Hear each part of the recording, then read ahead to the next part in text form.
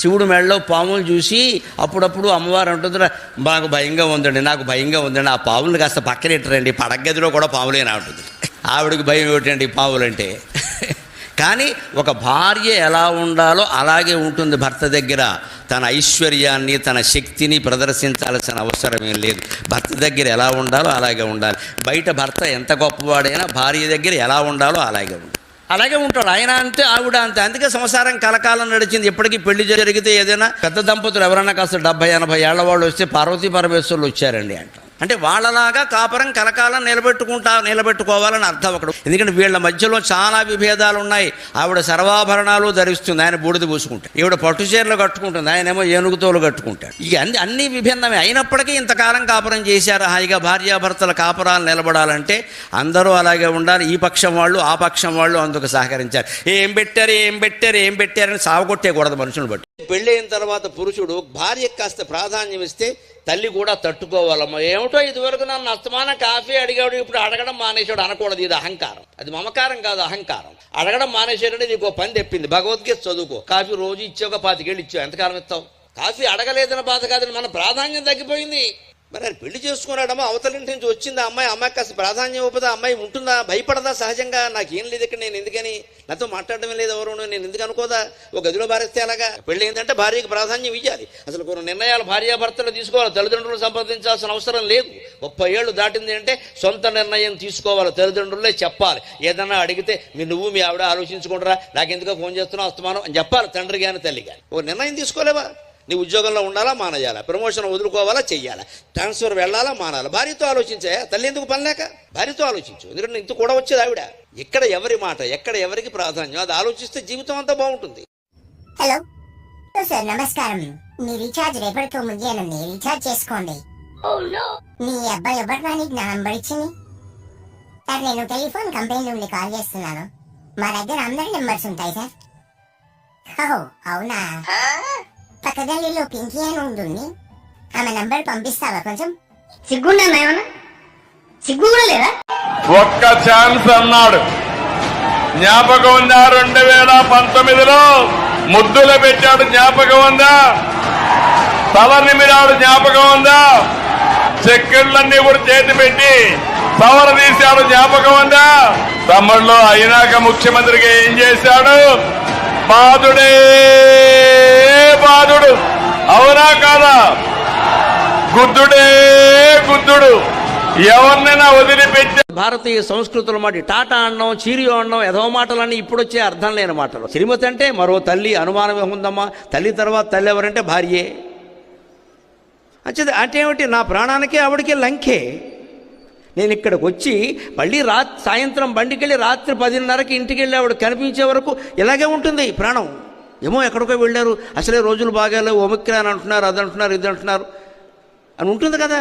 నేను బాగానే ఉన్నాను శారద, నేను బాగానే ఉన్నాను. మంచం మీద పడుకున్నా సరే కళ్ళు మూసుకోవాలని అనిపించకూడదు. అంటే పడుకున్న మంచానికి ఎదురుగా అమ్మవారు బొమ్మ పెట్టుకోండమ్మా, అపచారం కాదు. పడక గదిలో దేవుడు ఉండొచ్చా? పిచ్చి వెధవలు అంటారు వీళ్ళని. దేవుడు ఉండకూడని చోటు అంటూ ఒకటి ఉంటుందా ఇక్కడ? నువ్వు ఉండొచ్చా ఉండకూడదా? నీకు మాత్రం 4 బెడ్రూములు కావాలి, 4 బాత్రూములు కావాలి. ఇక్కడ అమ్మవారిని అక్కడ పెట్టచ్చా ఇక్కడ పెట్టచ్చా? లేనిపోని సెంటిమెంట్లు ఇవన్నీ. మా ఇంట్లో నేను మంచం మీద పడుకుని లేవగానే దర్శించేది మా అమ్మవారిని. నేనమ్మ ఆవిడ పెళ్ళి అయిన వాళ్ళు అవన్నీ 16 రోజుల పాటు కదపద్దో. 16 రోజుల పండగ అంటే అదే. అస్సలు వాళ్ళ ఏకాంతానికి భంగం కలిగించడం మహాపాపం అని చెప్పారు. కొత్త దంపతుల్ని 16 రోజుల పాటు వాళ్ళ ఏకాంతానికి భంగం కలిగించకూడదు. ఒకరికొకరు పూర్తిగా అనుబంధం ఏర్పడాలి, అవగాహన ఏర్పడాలంటే వాళ్ళిద్దరూ ఒక్కచోట ఉండి కొట్టుకున్నా తిట్టుకున్నా ఏమైనా వాళ్ళే ఉండాలి. అందులో కూడా మన పద్ధతి సంప్రదాయాలు చాలా గొప్ప. 3 రోజులు మనుగూడుపులని ఆడపెళ్లి వారి ఇంట్లో పెడతారు, 3 రోజులు మనుగూడుపులను మగపెళ్లి వారి ఇంట్లో పెడతారు. ఇక్కడ అల్లుడు ఆడవాడు పడాలి, అక్కడ కోడలు ఆడవాడు పడాలి. ఆ మనుగూడుపులు శుభ్రంగా శుభ్రంగా అన్ని పెట్టడమే. మినపసొన్నంలో తేనె, అరిసెలు, బెల్లం శుభ్రంగా. పైగా ఇంకో రహస్యం నేను ఎక్కువ చెప్పను. ఈ పెట్టే పదార్థాలు, మనుగూడుపుల్లో పెట్టే పదార్థాలన్నీ సంతాన సాఫల్య కేంద్రాలే అనుమానం. అటువంటివి పెడతారు. మినపసొన్నుండలు, పాలు, బెల్లం ఇవన్నీ సంతానాన్ని కలిగించే పదార్థాలు. ఆ శక్తిని ఇస్తాయి మనిషికి, ముఖ్యంగా మగవాడికి. అలాంటి ఏర్పాట్లు ఉంటాయి. ఆచారాలన్నీ అంత గొప్పవి. మనకి ఇష్టం లేదు, మనకు ఓపిక లేదు, మనకి డబ్బు ఖర్చు, ఎవరి కోసమో పనులు నెత్తి మీద పెట్టుకుంటాం. నా వల్ల కాదని చెప్పారు. కలియుగంలో సుఖంగా బతకాలంటే ఎస్ అనడం కాదమ్మా, నో అనడం బాగా తెలియాలి. అప్పుడు సుఖంగా బతుకుతుంది. చాలా వాటికి నో చెప్పాలి. వీలు కాదు, నా జోలికి రాకండి. అప్పుడు సుఖంగా ఉంటుంది. మనకందరికీ పెద్ద బలహీనత ఏంటంటే లోను దేనికి వెళ్ళామని అనుకుంటారేమో, మనం ఊళ్ళో పెద్దవాళ్ళం కదా, మనం కాకపోతే ఇంకోటి చేసుకుంటాడు గోల్డ్ ఇంకా నీకు ఎందుకే కూడా నీ వల్ల కంది చెప్పరాదా. వాడి కోసం వాడి పని ఎత్తి మీద పెట్టుకుని ఖర్చు పెట్టేసి తిరిగేసి చివరికి వాడు మళ్ళీ ప్రతి చిన్నదాన్ని తీవ్రం చేసేసుకున్నాక, ప్రతి చిన్నదాన్ని తీవ్రమేనా. మా ఇంట్లో ఎప్పుడైనా పని మనిషి రాలేదంటే 2 సార్లు చెప్పగానే నేను వింటా. 3వసారి చెప్పాను అనుకో, ఆ 4 గిన్నెలు ఇలా భార్య నేను దోవేస్తానని చెబుతాను. వెంటనే అంటుంది ఆవిడ పాపం, అయ్యో మీరు మహాసహస్రావధానం అయితే మొహం కడుక్కోడా, అలా వాసన పెట్టు కూర్చుంటాడా అంచేత ఏం పర్వాలేదు శారద, నువ్వు కొన్ని తోమై నాకు కొన్ని ఇచ్చే, ఎటు వచ్చి మీడియా వారు లేకుండా చూసుకొని చెబుతాను. ఎందుకంటే వీళ్ళు తక్కువ వాళ్ళు కాదు, టీవీలో వేసేస్తారు అంటూ తోముతున్న గరికపాటి. ఈయన ప్రవచనం వెనకాల అంట్లు తోవడమే గొప్ప శక్తా అని వెంటనే మర్నాడు 3 బోడుగుళ్ళు 6 బట్టతల్లో కూర్చొని డిస్కషన్, చర్చ, బిగ్ డిబేట్. అందుకని నా బతుకు బయటపడుతుంది. అందుకని నేనేమంటున్నాను, తలుపులు వేసి ఎవడో చూడకుండా 4 గిన్నెలు ఇచ్చి తోమేస్తాను, గొడవ లేదు. ఎందుకు వచ్చిన గొడవ? ఏడాదిలోపు పసిపిల్లల వీడియోలు ఎక్కడా పెట్టకూడదు. ఎందుకు పెడుతున్నారో అర్థం కావట్లా. వాళ్ళ నరాలు బలహీనమైపోతాయి. మీరు అస్తమానం వీడియోలు తీస్తున్నారంటే స్కానింగ్ చేస్తున్నారన్నమాట. ఆసుపత్రిలో స్కానింగ్లు అస్తమానం చేయించుకోకూడదు. డాక్టర్లు చెబుతారు వాళ్ళ సొమ్మేం పోయింది, వాళ్ళ శరీరం కాదుగా. ఇక్కడ కొంచెం మోకాల దగ్గర నొప్పనగానే స్కానింగ్, మోకాలు కాదు మెడ దగ్గర కూడా స్కానింగ్. ఎందుకంటే 4,000 లాగేసి ఇక్కడ. నీకు పక్కింటి ఆవిడ మీదో ఆడపడుచు మీదో లేదా ఇంకో బావగారి మీదో తోడళ్ళ మీదో కోపం ఉంటే కొడుకు దగ్గర అంటావు ఆ మాటలు. కొడుకు చెడిపోడా ఆయన దగ్గరను. మళ్ళీ విచిత్రమండి మనుషులు, వాళ్ళు కనపడినప్పుడు చక్కగా రావో దినా అబ్బో ఇక మంగళహారతే. నాటకం, పెద్ద నాటకం, ఇది పెద్ద నాటకం. ఈ ప్రవృత్తి కారణంగానే మనకు షుగర్ బీపీలు వస్తున్నాయి, లేకపోతే రావండి. లోపలొకటి బయటకోటి, లోపలొకటి బయటకోటి. ఆ మొహం మీద ఏమంటే అనలేకపోతే ఊరుకోరాదా? మొహం మీద అనలేని మాట మనసులో కూడా ఉండద్దమ్మా, తీసిపారాయి. మనస్సులో ఉంటుందా? మొహం మీద అనలేవా, నోరు మూసుకోలేవా, కనీసం అఖండ స్వాగతం చెబుతావు ఇక్కడ. వాడు వెళ్ళిన తర్వాత పిల్లల దగ్గరేమో ఆడపడుచునే ఉన్న తిడతావా?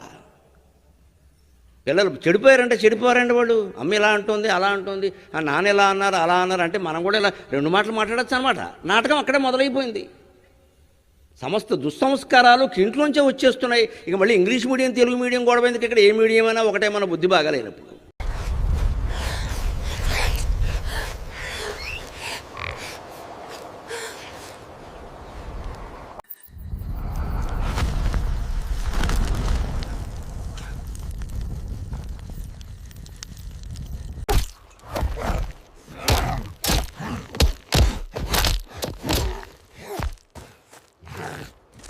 వారెవరికో మనకంటే ఐశ్వర్యం ఉంది, వారెవరో మనకంటే అందంగా ఉన్నారు, వారెవరో మనకంటే బాగా చదువుకున్నారు, వారెవరో మనకంటే గొప్ప ఉద్యోగంలో ఉన్నారు.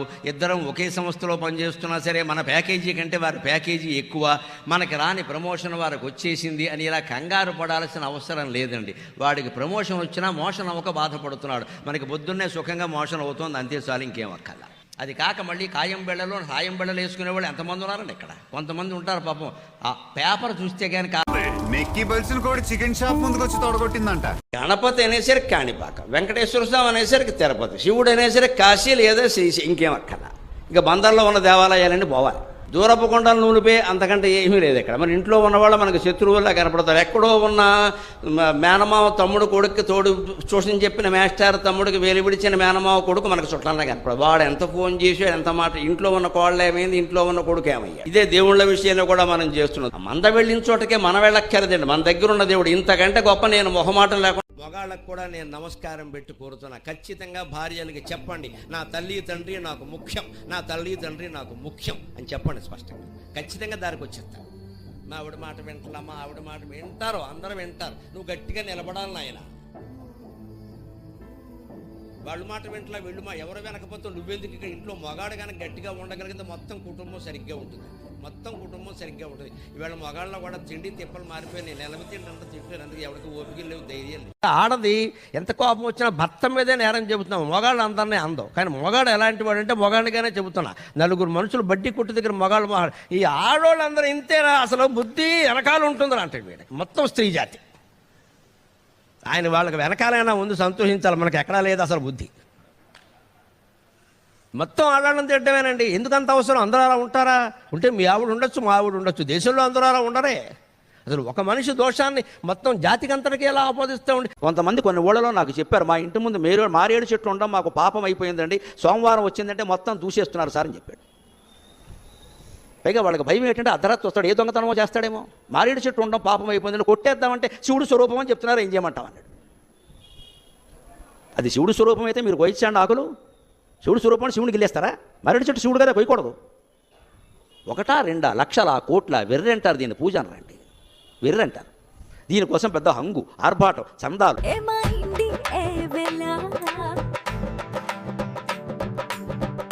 ఎవరు ఆపగలరు?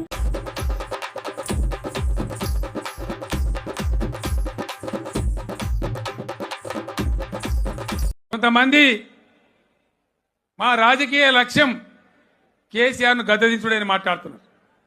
నేనన్నా ఇదేమి దిక్కుమాలిన లక్ష్యం రా బాబు, మేము గెలిస్తే ఇది చేస్తాం, బంగ్లా కడతాం, ప్రజలకు కాలువ తెస్తాం, కరెంటు తెస్తామని చెప్పాలి కానీ ఈ దిక్కుమాలిన ఏం లక్ష్యం నాకు అర్థం కాదు. కేసీఆర్ను గద్దదించుడు లక్ష్యమా?